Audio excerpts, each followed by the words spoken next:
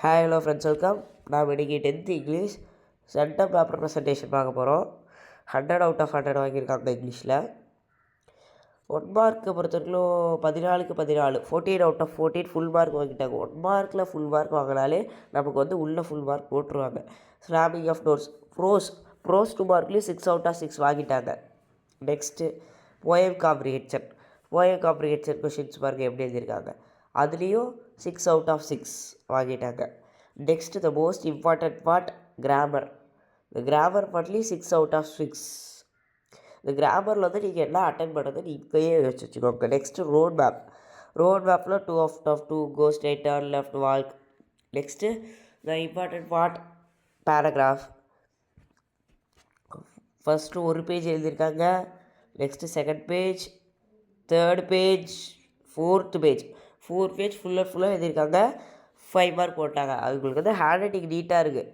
பாருங்கள் எப்படி இருக்குன்னு. அதனால தான் 5 out of 5 போட்டாங்க. Next second paragraph 1 page 2 page பாருங்கள் எப்படி எழுதியிருக்காங்கன்னு பாருங்கள். First page, second page, the next page, third page, 3.5 page எழுதியிருக்காங்க. இதுக்கும் 5 மார்க் போட்டாங்க. Women's are real architects of the society moral எழுதியிருக்காங்க. Title, author, theme, moral, conclusion, introduction எல்லாம் எழுதுங்க paragraph. Next poem paragraph ½ page 1.5 பாருங்கள் எப்படி எழுதியிருக்காங்கன்னு பாருங்கள். 2.5 பேஜ். Next 3.5 page. நியர்லி இதுவும் ஒரு 3 பேஜ் எழுதியிருக்காங்க. பேராகிராஃப் பொறுத்தவரைக்கும் ஒரு 3 பேஜ் ஹேண்ட் ரைட்டிங் நீட்னஸாக, ஸ்பெல்லிங் மிஸ்டேக் இல்லாமல், கிராமட்டிக்கல் மிஸ்டேக் இல்லாமல், டென்சஸ் மிஸ்டேக் இல்லாமல், ஹேண்ட் ரைட்டிங் நீட்டாக எந்த ஸ்ட்ரைக் அவுட்டும் பண்ணாமல் எழுத ட்ரை பண்ணுங்கள். Next poetic devices 5 out of 5 வாங்கிட்டாங்க. நெக்ஸ்ட்டு காம்ப்ரிஹென்ஷன், சப்ளிமெண்ட்ரி காம்ப்ரிஹென்ஷனா, எஸ், அதில் ஒரு 5 out of 5 வாங்கிட்டாங்க. நெக்ஸ்ட்டு பிக்சர் காம்ப்ரிஹென்ஷன், செஸ் நடத்ததுனால செஸ் பற்றி கேட்கலாம்.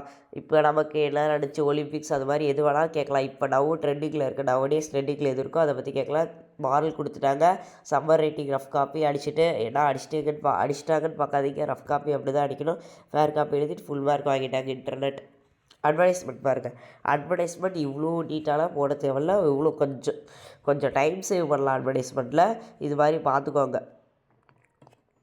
நெக்ஸ்ட் நோட்டீஸ் ரைட்டிங் பார்த்துக்கோங்க எப்படி பேப்பர் ப்ரெசன்டேஷன் கொடுத்துருக்காங்கன்னு. மெமரி போயத்தை பொறுத்த வரைக்கும் ஃபுல் ஸ்டாப், கமா, கொட்டேஷன், எந்த கிராமட்டிக்கல் மிஸ்டேக், எழுத்து மிஸ்டேக் எதுவுமே இல்லாமல் இருந்துச்சுன்னா 5 மார்க் போட்டுறாங்க.